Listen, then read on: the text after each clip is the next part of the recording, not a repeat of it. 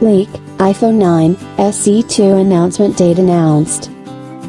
High-tech analyst Jon Prosser shared on Twitter the release of a new low-cost iPhone model.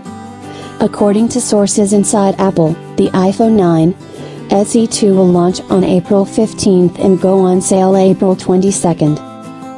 Prosser says the dates were announced at an Apple staff meeting, but they are indicative because the plans could be confused with the COVID-19 coronavirus pandemic.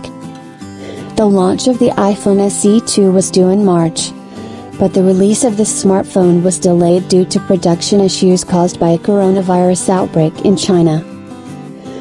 The iPhone 9, or iPhone SE2, is expected to get a 4.7 LCD with a resolution of 750 x 1334 pixels, a top-end Apple A13 Bionic processor, 3 GB of RAM and a mid-range camera. Most likely, its cost will be low, because the iPhone SE costs $399 or $499 in the US for modifications with a drive of 32 or 128 GB respectively.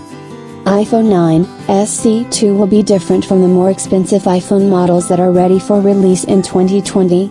It has a smaller diagonal screen, and not OLED but LCD. Uses a simpler camera, no 5G support and Face ID scanner, but has a scanner Touch ID fingerprints. Otherwise, it will offer users top-end feeling at a low price and will appeal to those who miss the flagship smartphone with small screens and moderate dimensions.